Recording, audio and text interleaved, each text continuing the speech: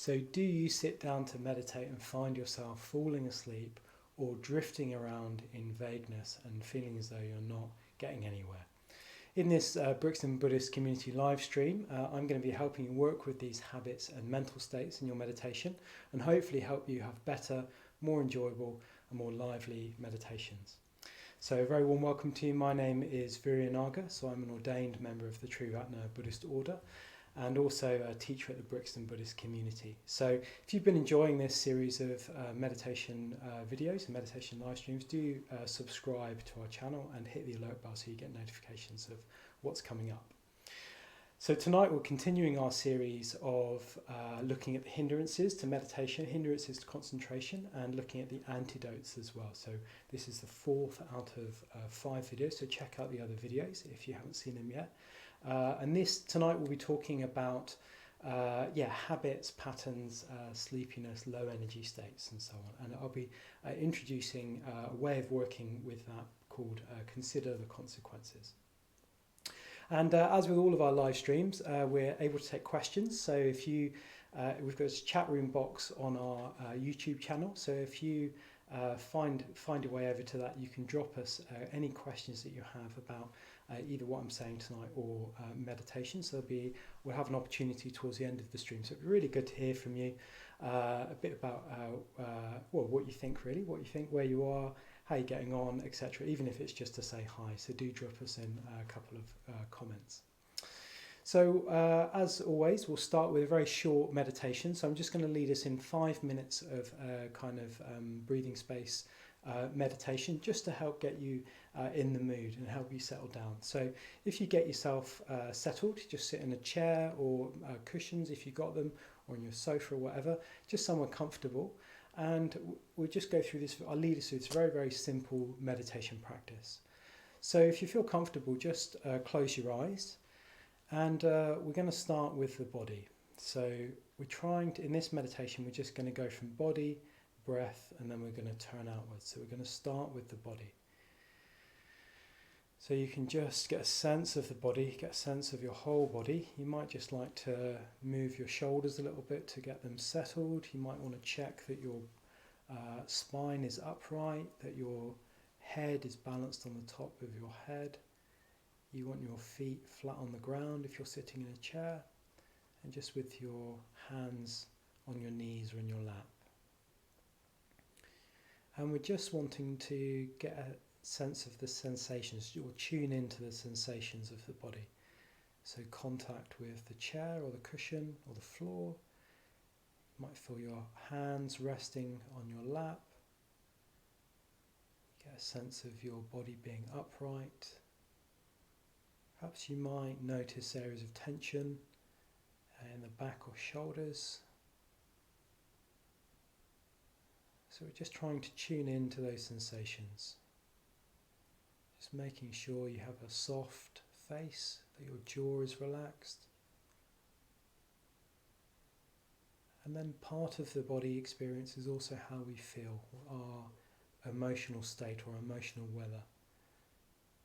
So as part of that broad awareness of the body, tuning in to your emotional state right now. So that might be particularly felt most strongly around the heart or chest area. And it doesn't matter really how you feel. You don't have to judge that. You can just notice it. So you might feel sad, happy, tired, energetic, restless, anxious. That's all okay. All you need to do is just notice what the general state of your heart is, your body and heart.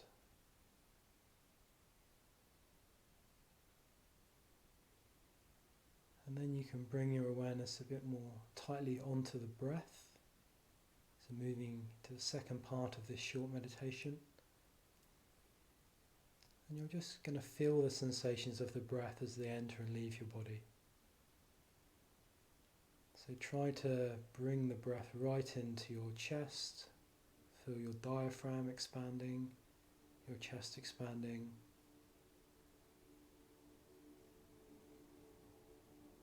The air moving back out again.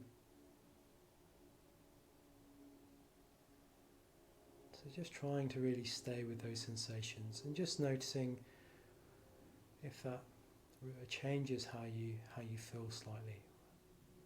So if we focus on the breath, it usually helps us relax.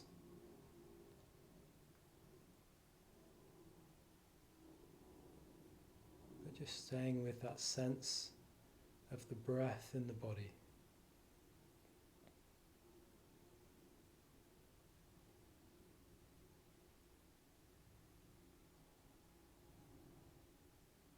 And the great thing about this meditation is you can do it for as long or as little as you've got time for. So you can just breathe, you don't have to manage your breathing, you don't have to breathe unusually, you can just breathe naturally.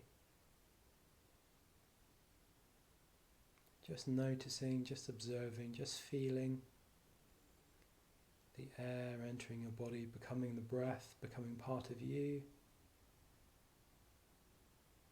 And then the air leaving again, slightly changed through its relationship and connection with you.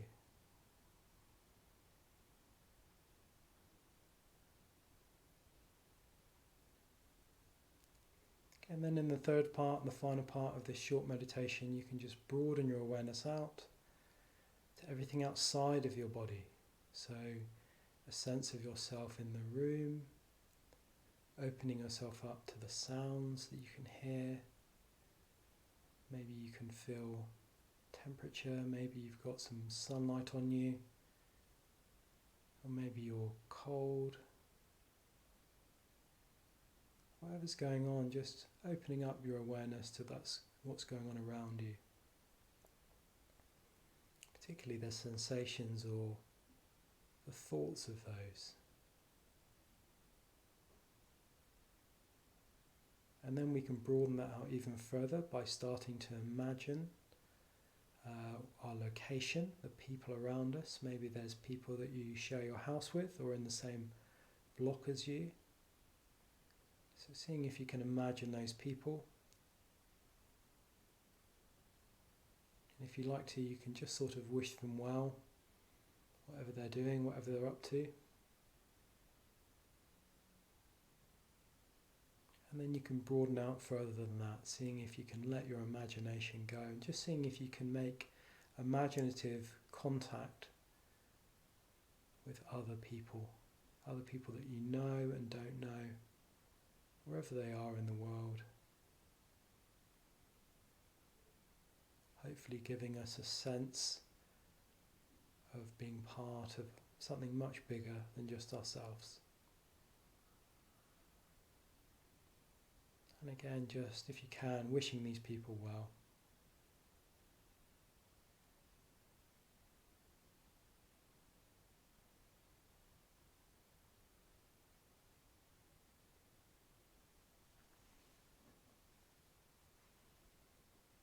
And then when you're ready, you can just let that image go. You can just start to bring the meditation to a close.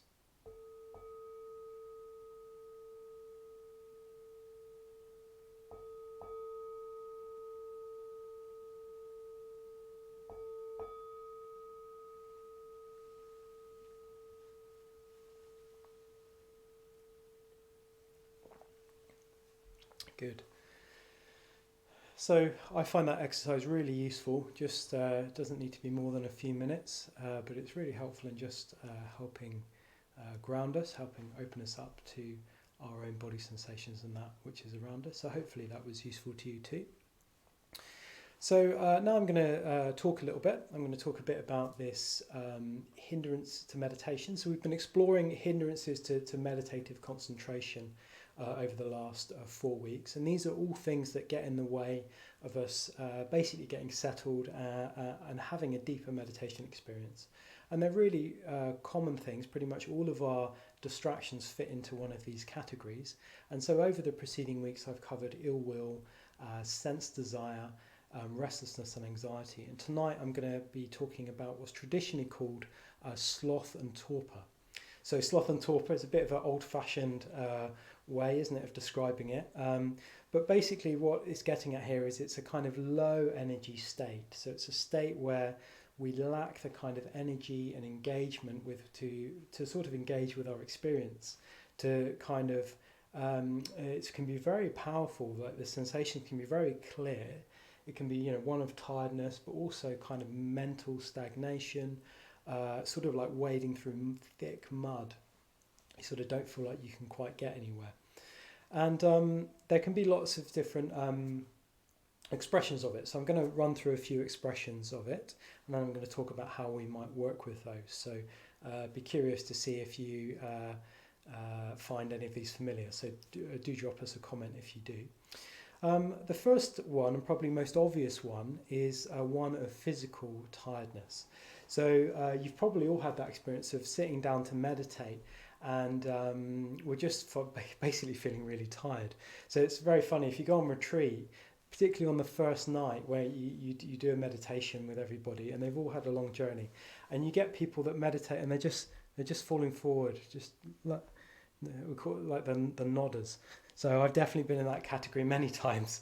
So you get you can get in these states where you're just very, very sleepy and tired. It's quite unpleasant, difficult to work with. You're taking all of your energy just to stay awake, and it doesn't feel particularly effective as a meditation practice. It just feels like you're trying to get to the end of it. But I don't know what your experience is at the moment. So we've been in kind of lockdown because of the coronavirus for 3 weeks now, or maybe a little bit more, and there does seem to be a sort of a tiredness emerging. It's certainly amongst me and my friends, which I surround myself with. I guess some people have been furloughed and aren't doing aren't doing so much anymore, but a lot of people I know are still working very hard, probably even harder than they were before. So I think it seems to be a lot of physical tiredness around at the moment. So I don't know if that is the case for you as well, but there seems to be quite a few of my friends are reporting that. So that's one form of this sloth and torpor. It's this kind of tiredness. Another one is if you look really closely at that experience of tiredness, sometimes you notice that it's not so much a physical tiredness as more of a psychological tiredness, or a psychological kind of low energy state. And it's very interesting to watch this, because what will happen is that you will feel very tired in meditation. You may even be doing all the nodding thing or the drifting around thing. But when the bell rings and the meditation's over, suddenly you feel quite awake again.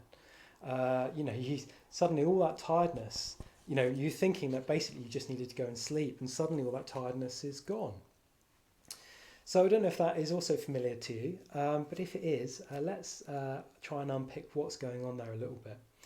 So this kind of psychological tiredness is basically just a sort of resistance. It's a resistance to making effort or engaging. So it's a little bit like going to the gym. So sometimes, my friends tell me anyway, you wouldn't catch me at gym myself, but a bit like going to the gym, whereby sometimes you just don't want to go. Yeah, you just don't want to go, even though you know it's good and you've got your routine, or you're training for your 5K or whatever, and you need to go out for a run, but you just don't want to do it, don't want to make the effort, even though you know.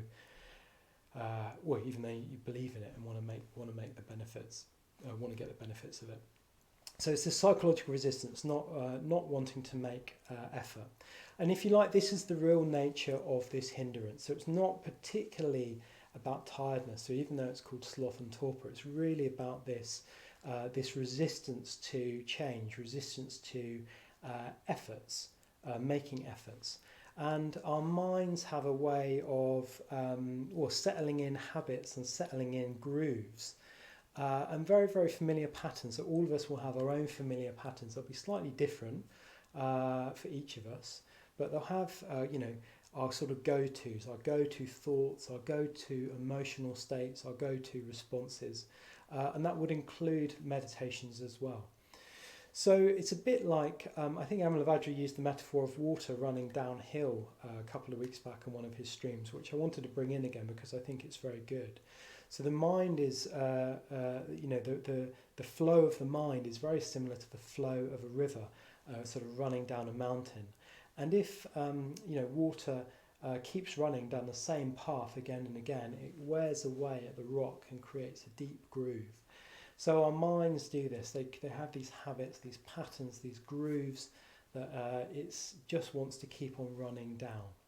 And it's very hard to redirect those grooves. So you think about what it would be like to redirect the flow of a mountain river or a mountain stream. It's going to take quite a bit of effort to redirect that water. And to start with, that water isn't going to want to go over the banks and flow off in a different direction. There's going to be a lot of resistance to that happening. That's sort of what we're doing here. So when we sit down to meditate, we're trying to reprogram our responses. So we're trying to redirect our patterns and habits into hopefully more skillful and useful ones. But that's going to take quite a bit of effort, and there's going to be quite a bit of resistance to do that. Of course, what happens is once we've redirected the water of the mind, it starts to wear a new groove, which means that then actually the redirection is a bit easier. We end up with another groove, but hopefully this time we end up with a slightly more skillful groove, or maybe one that's not so deep. So so this is what this psychological resistance is. It's this resistance to making effort to change the mind. And that's sort of, in a certain way, it's fair enough. Of course, if we're sitting down and making effort day in, day out in our meditations, sometimes we're going to get tired of this. We're going to experience that resistance. And this resistance, in me, I speak personally, but in me in particular, this manifests as tiredness or heaviness. So it literally feels like I'm exhausted. I'm really, really tired. It just, I do the whole sleeping thing. So I'd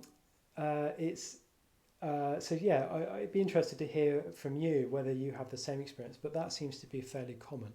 And what's interesting is when you stop making the effort, when you sort of stop meditating, go have a cup of tea or go have a bit of toast for breakfast or whatever, suddenly all of that tiredness is lifted. So it's sort of like the resistance is just to making that effort. When you're back in your old groove, it doesn't seem to bother you too much. Anyway, okay, so that's the second expression of this hindrance.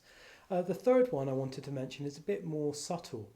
I sort of think of this as a kind of vagueness. So in meditation, you might not particularly notice it as a tiredness, but more like a sort of happy drifting around. So particularly if you do meditations like the just sitting, where there's no formal focus for the attention, it's very easy just to sink into a kind of floating around and not really using the time more constructively. And there's a sort of resistance that is there. You sort of think, oh yeah, well, I'm just being aware, I'm just tuning into what's going on with me, and actually I don't really want to apply effort at the moment. So that can be another sort of more subtle form of this kind of hindrance to meditation.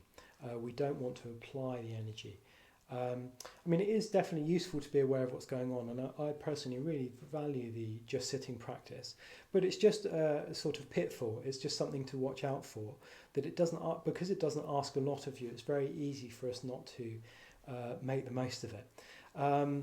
We do need to, I guess the question is would we be better using that time, using that meditation to apply energy to work with distraction, to overcome the hindrances, or to train our minds to settle on the object of awareness, like the breath, or cultivate gratitude, or so on. So that's what I want to suggest to these three expressions I'm going to offer up today of this particular hindrance. So I'm sure a couple of those ring true for you too. So so they were a physical tiredness, a psychological resistance, and a vagueness or drifting. So what I want to mention now is some of the responses or antidotes to that. So I just wanted to mention another antidote. So I previously mentioned cultivating the opposite in one of my previous videos. So that is an antidote which also works very well for this particular hindrance. So of course the opposite of tiredness or Laziness would be energy or effort, so you can cultivate that very directly. But this time what I really wanted to do is pair this hindrance with another one of the antidotes, the traditional antidotes, which is called considering the consequences, or considering the consequences of one's habits, I might sort of expand it to. And what I'm going to do is I'm just going to run through those three levels I described earlier: physical, psychological resistance and vagueness, and just see how we might apply this antidote to each of these three categories. So with the physical tiredness, so if you're actually just tired, there really isn't all that much you can do in meditation. You basically just need to sleep.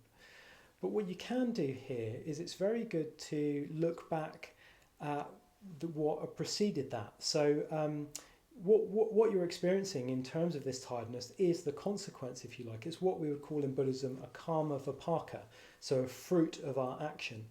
So it could be that you're tired because actually you've stayed up late, you've worked too hard, maybe you've had a bit much to drink, whatever, and it's meant that you haven't got enough rest, you haven't got enough sleep. And so what we can do is we can tune in to the actual feeling of that. So what is the actual experience of that tiredness? Usually it's fairly unpleasant, particularly if you're sort of noticing this extreme tiredness. It's really, really difficult to just try to get through the meditation. So it's really good to dwell a bit on that. If we can get a really good sense of what the consequences are of our action, it gives us an opportunity to, it helps us respond to that in the moment earlier on, and basically alter the habits, start to change that flow of the mind. If we can have a sense of those, a direct sense of those consequences of our actions. So the next time that it's 2 a.m. and you're pressing the play button on that next episode of that box set, or you've poured yourself another glass of wine, it's sometimes you can catch yourself. You can think, hang on, I've got this thing tomorrow. I really didn't like it last time because I was really tired and it made me really grumpy and I shouted at so and so. Sometimes you can catch it. You can catch it. And I say this as a person that's not always good at catching it myself, but definitely someone who does try. Yeah. So if you can catch it earlier on, you can, and you're aware of what the consequences are, what the result is, what the fruit of the action is going to be. It means that sometimes you can choose to act differently. And that basically then means that you'll struggle less in meditation, you'll probably be happier, and you'll certainly have more energy the next day than if you didn't if you carried on with that action and ended up tired. So that's the physical. So with the psychological resistance, it's a little bit more. You can work with it a bit more in the meditation. In fact, I'd really encourage that. And just to remind you, the psychological resistance is you can really tell the difference because it tends to lift when the bell goes, when the meditation's finished, and you no longer need to make any effort. So as I was saying, this is basically the mind's resistance to change. Yeah, so this is about redirecting the flow of the mind, the flow of the river. But actually, this is actually a really good sign. So I used to struggle with this a great deal, and then a friend of mine really encouraged me and said, actually, it's really, really good. Because what it means is it's a reaction to the progress that you're making. So you're putting in effort, you've been putting in effort over the course of a number of meditations, and you're getting to the point where actually the mind is resisting that shift, resisting that change. So I'd encourage you to look at it as a good thing. I'll explain how you might work with it in a moment. But of course, it can still feel unpleasant. It can still feel unpleasant in the moment. It can just feel like the meditations aren't going anywhere. It's really, you feel like your head is full of stuff, or you're blocked up, or you're low energy, or you're wading through mud or treacle or whatever. It can feel quite unpleasant. But what we need to sort of do is just relax into it and allow it to happen in a way, or allow us to sit through it. And considering the consequences can really help us with this. Because I guess one thing you could think about doing when you're experiencing that is, I'll just give up. There's no point in meditating right now. I'll just give up. And if so you could look at that, what the consequences of that action might be. Yeah. So if you give up, maybe you give up meditation that time, and you don't get anywhere with it. But also maybe it just puts you off meditation altogether, and you stop meditating, or you meditate much less because you're having an unpleasant experience in meditation. Well, I mean, the chances are you're probably meditating because you've noticed some benefits from it in your life. So maybe it makes you better person to be around. Maybe it makes you kinder. Maybe it helps you manage your stress or anxiety levels. Maybe you've had some insights or realizations into your life that have made your life happier. And if you were to give up meditation altogether, well, you would lose those, wouldn't you? So that would be one, maybe slightly drastic consequence, but probably one worth thinking about at least. So consider the consequences. So assuming you don't want to give up after you've considered that consequences, you can also look at the positive consequences. So you can not only look at the negative ones, you can also look at the positive ones. So you can say to yourself, okay, this meditation isn't going so well at the moment, I'm not enjoying it, but what if I keep on going? What if I apply effort instead? What if I maintain effort just to stick it out? The likely benefit of that is, of course, it will change. Everything is impermanent. So, of course, your experience in meditation will change as well. And as I was saying, this psychological resistance can be quite a good thing because it means that actually you're likely to have a little breakthrough, or at some point you're going to have a realization. So there's greater benefit to you for carrying on. And you can also sort of reflect, you can also take a big picture as well, that we all get these periods and that they can last a long time at times, that it's not always, meditation isn't always necessarily pleasant or enjoyable. But if we take a long-term perspective, we can look at the consequences of having a consistent meditation practice throughout the 5, 10, 20, 30, 40 years of our life, and then we can just imagine what effect that will have on us. So, we can ask ourselves, what kind of person do I want to be, and does meditation help me realize that? Help me realize my highest potential? So I'll leave you with that for psychological resistance. But so I'd encourage you to explore those two areas. And then the last area is the area of vagueness. So as I mentioned, this is not necessarily where you feel tired particularly, but more like you don't feel like making effort. You may be reasonably content or happy in your meditation, but it's still quite low energy. You're just drifting around, floating around.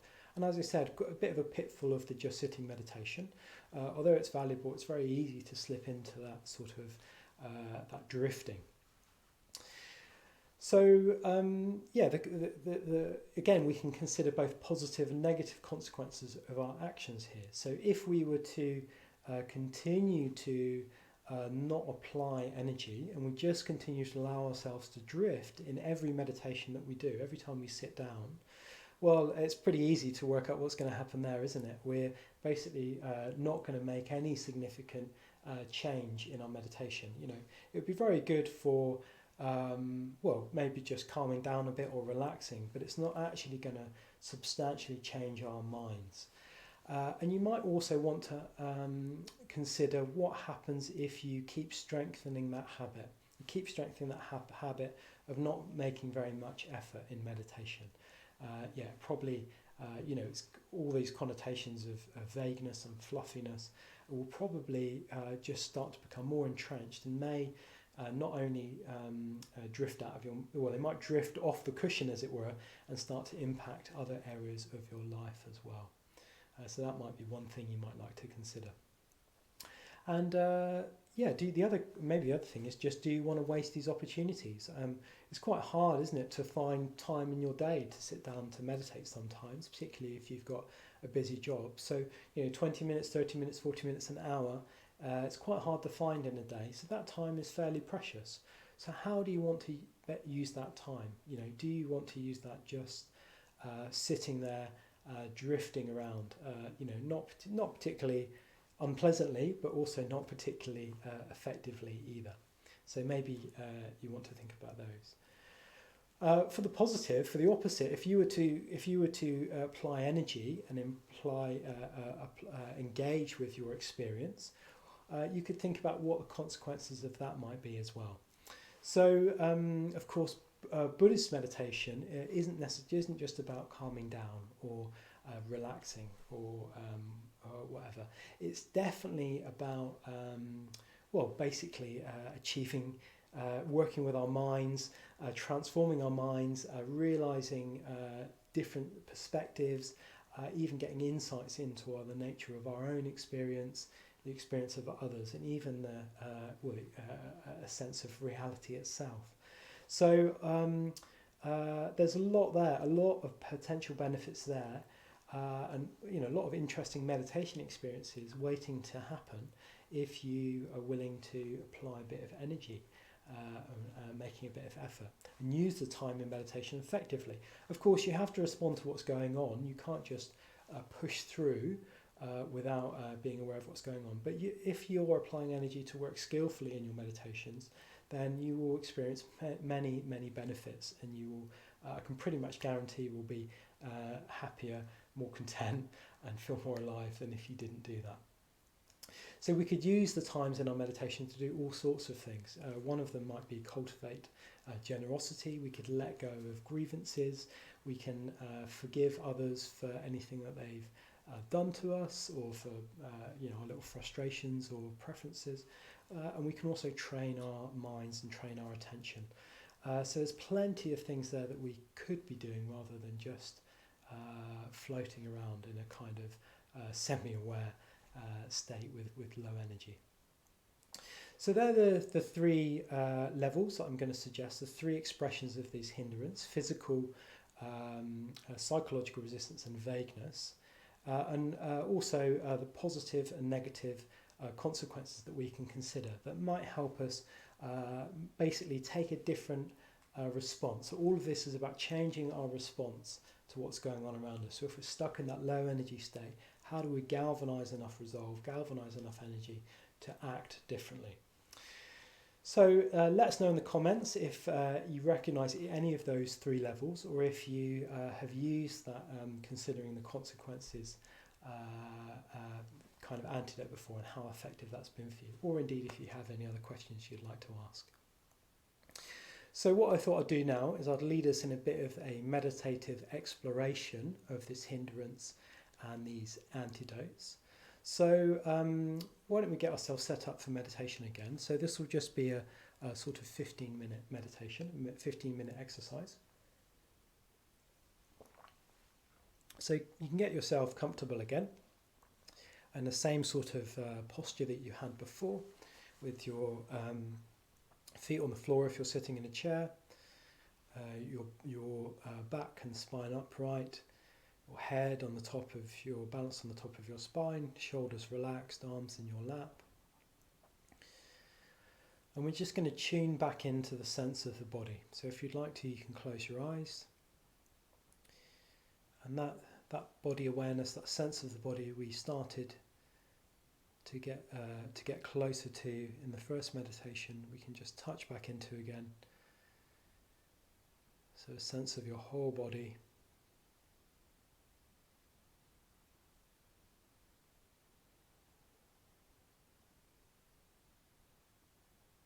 And then a particular emphasis on the feeling in the body, so around the heart or chest area, a sense of our physical body and our emotional state, our emotional weather.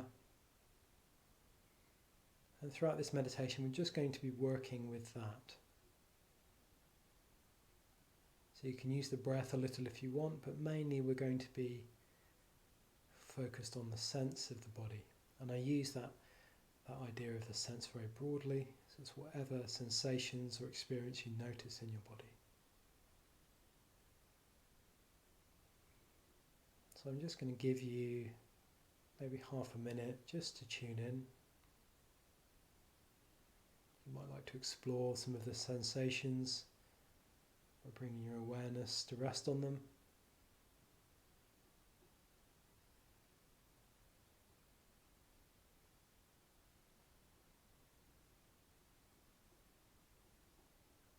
Just coming back to this sense of the whole body again.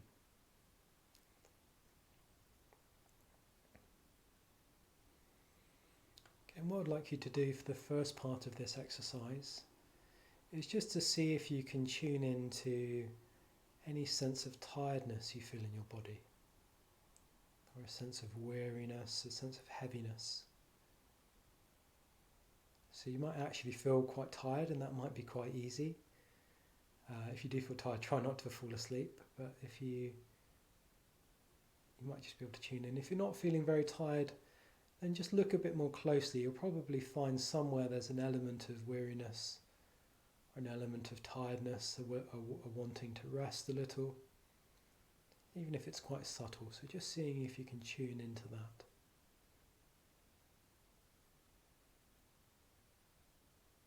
So again, particularly looking for that heaviness of the body and of the emotions.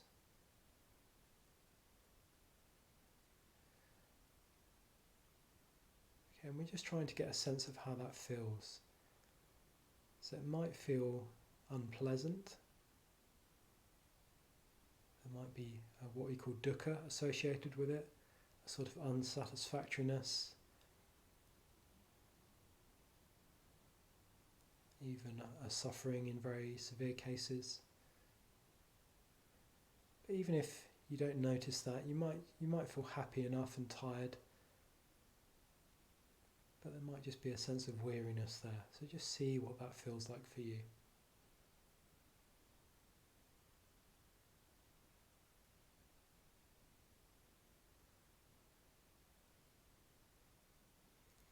So being in touch with that feeling, that sensation, where does the impulse go for your effort? Do you feel like you're happy enough just to rest here? Happy to kind of go with the flow? Or do you notice any sense of vagueness, a resistance to focusing at all, a drifting, a fluffiness? And you may be in a very different state, that's fine as well. Just see what you can find in your experience. There might be an element of that. But again, if you are actually just tired, as quite a few of us maybe are, then it might be more easily and readily available.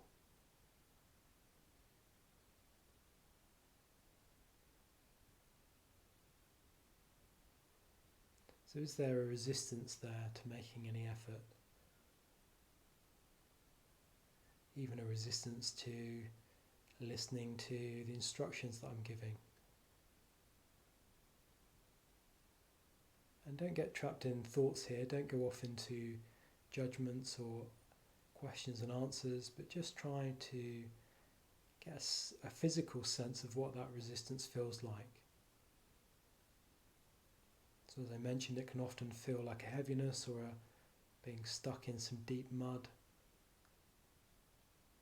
There's a lot of kind of stuckness, sort of inertia that's hard to redirect.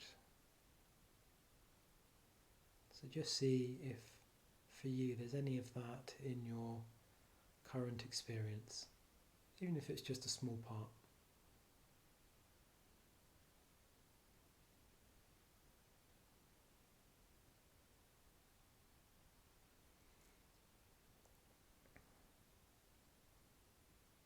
And you might like to then bring in a bit more reflection and just say to yourself, you could perhaps ask yourself, if you were to continue to feel like that, if you were to keep perpetuating that habit, that pattern,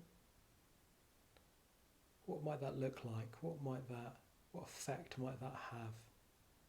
Either on your meditation or this meditation, your meditation more broadly, or even broader than that in your life generally. So I should say it's okay to think and reflect in meditation, that's fine. But you just want to retain that sense of the body experience while you do this practice, while you do this reflection.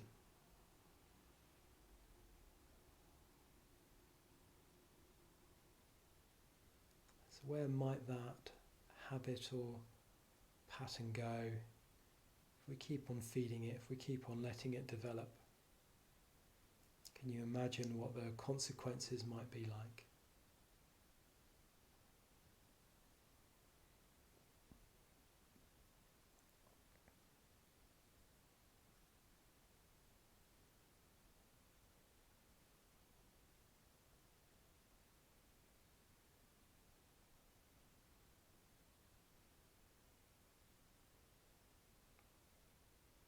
Okay, now maybe you've got a sense of that.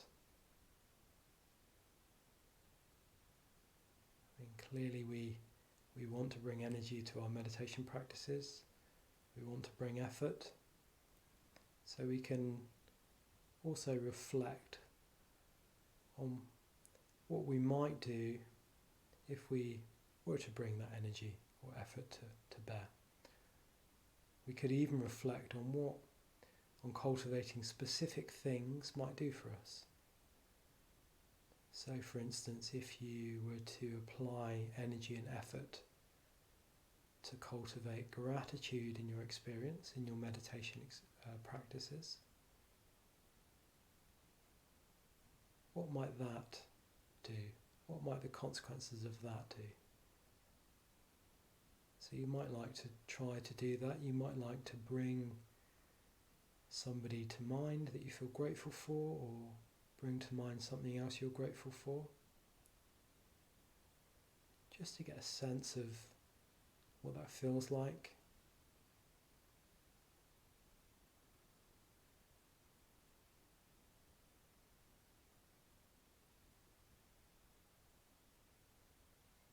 And then seeing if you can imagine what might happen if you were to cultivate that gratitude consistently in each of your meditation practices.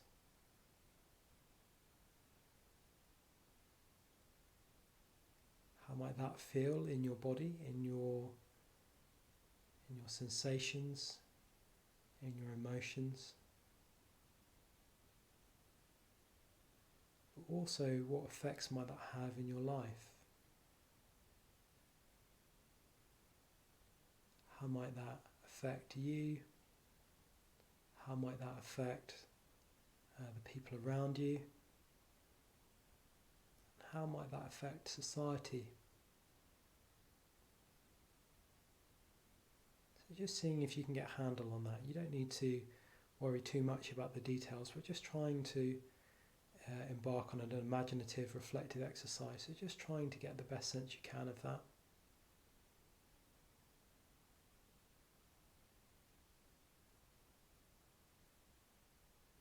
Sense of the consequences of cultivating gratitude and what that might be.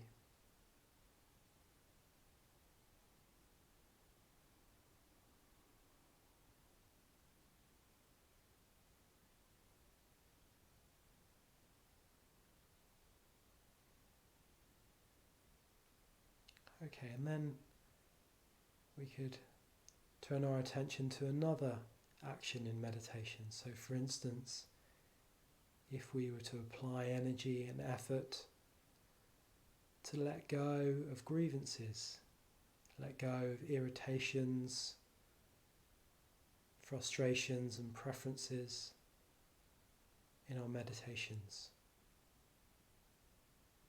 So firstly, seeing if you can get a sense of what that might feel like. So what does it feel like when we let go of something? When we say to ourselves, that doesn't matter. Let's let that go. Let's be free of that. Maybe forgiving people.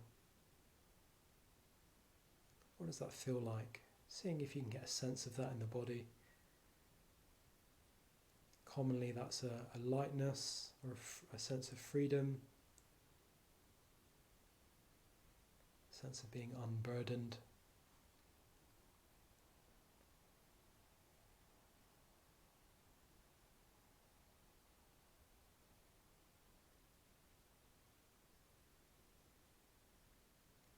And then we can bring in the imaginative reflection. of seeing what it might be like if we were to cultivate this sense of letting go, of renunciation in each of our meditation practices. So if we were to apply effort, we were to bring that sense of letting things go, letting unimportant things go into our practice on a regular basis, on a consistent basis, what might the effects be? What might the effects be of that positive habit to our meditation practice, to ourselves, and also to the people around us?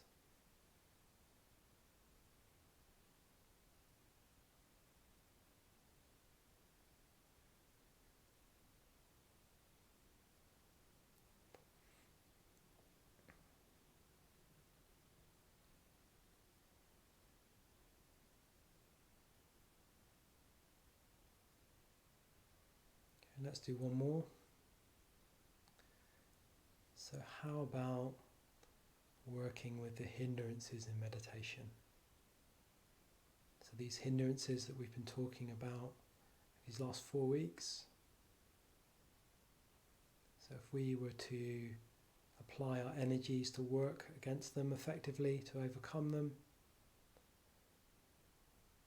in whatever way we need to,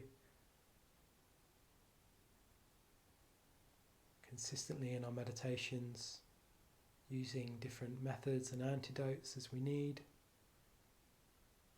to be free of the hindrances in meditation, to be able to be concentrated in our meditations, to be content, peaceful, settled. What might that feel like?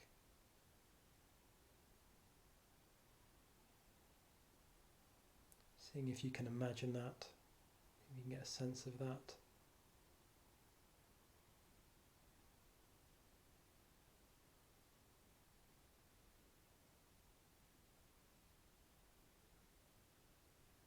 And what might the consequences be of consistently working in that way in your meditation practice?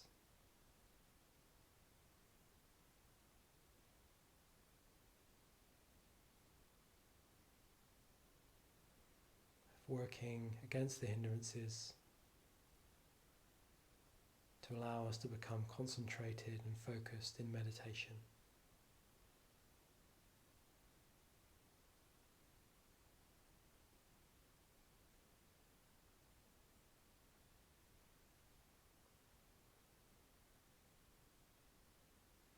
Okay, and then you can just start to let that reflection go.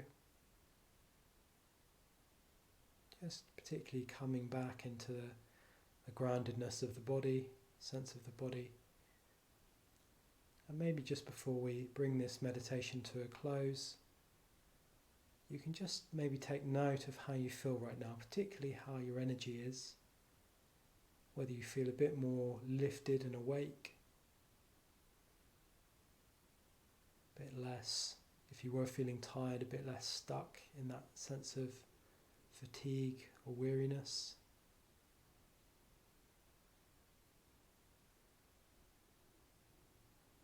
Just getting a sense of whether considering the consequences helped you overcome that sense of resistance or tiredness.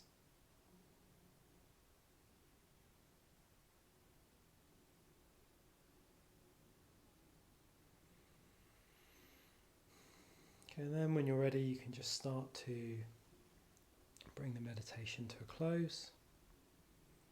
But you do just take your time.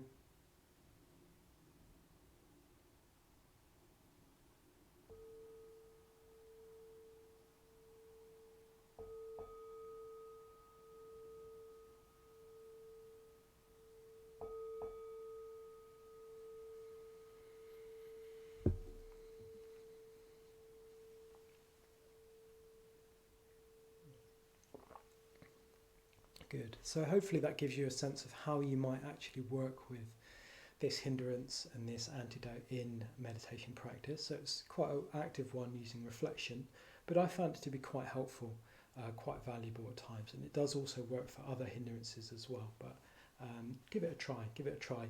It's often you think of with tiredness you can just try cultivating energy, but it doesn't always work. So this is often a better antidote to have a go at.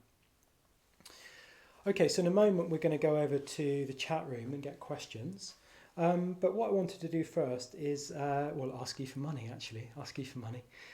So as you'll probably, if you tuned into any of our live streams, you're probably aware that we've got a fundraising campaign at the moment, and we need to raise £2,000 a month to replace all the lost income that the Brixton Buddhist Centre has lost as a result of not being able to run public classes. Meanwhile, we're still being very active and getting out a lot of content like this and running a lot of classes and events for people who are in isolation and in lockdown and want social contact and dharmic content.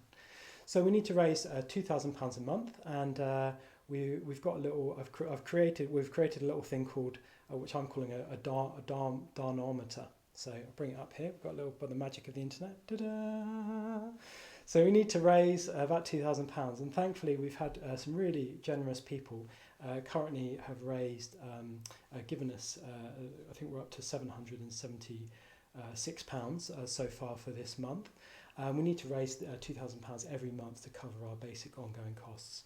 So we're looking, basically, I want to ask you if you will consider supporting us. So there's links in the description where you can make a donation, and we'd particularly like to ask for monthly standing orders if you can. That would really help. We need to have a good sustainable basis with which to carry on with all these activities. So please consider giving monthly. So we just basically, if 25 people gave £50 a month, we would be done. We'd be done with all our fundraising. We wouldn't need to fundraise again for a good while. So £50 might seem like quite a lot, but actually it's just a couple of meals out, or if you could go out, of course, and have those meals, or probably an expensive gym membership or something. So do consider giving what you can. And if I appreciate a lot of people are probably in financial difficulty. So if that's the case with you, then I'm not talking to you. You don't need to worry about it. But I know that many people are actually on salaries, and still the income is still coming in, and they're spending much less money. So please think about supporting us. Okay, thanks very much. So we'll bring back the Dharmometer next Wednesday and let you know how we got on. But I look forward to hearing from you. Okay, so let's go over to questions now to see if there's any responses from the chat room. Yeah. We don't have any questions, but we've got a comment from a buyer, Maitri. She says, I found bringing in gratitude resulted in my energy lifting and an expansion in my being. I will bring that into my meditation going forward. Thanks for the reminder. Well, hi, Buyer Maitri. Nice to have you on the stream. Gratitude's great, isn't it? Yeah, great. I mean, it's also really good for ill will as well. It's really hard to be angry at someone if you feel grateful at the same time. Well, it's just not possible. So it's such an easy way in to sort of more positive mental states. So yeah, I really like that. And you can do that both in meditation. You can do a Katanyata Bhavana. Katanyata is the Buddhist word for gratitude. So you can cultivate gratitude explicitly in meditation, or actually just doing a little gratitude diary is also really helpful. I'd really recommend that to people. Definitely. That's a good reminder for me, actually. I could definitely do doing a bit more of that as well. See if there's anything else. Nothing at the moment. Nothing at the moment. Okay, great. So, okay, I hope you enjoyed tuning in. We've done 4 of these now. So come back next Monday for the final hindrance and antidote pairing. So that's going to be basically working with doubt in meditation, and how we might do that. So that's next Monday, same time, 7:30 British Standard Time. Tune in next Wednesday to our stream where we'll have Viryanaga talking about what the Buddha said about transforming society. So that's one not to miss. That's going to be really, really good, I think. And so if you want to continue exploring any of the themes for tonight, we've got a hosted Zoom discussion after this live stream.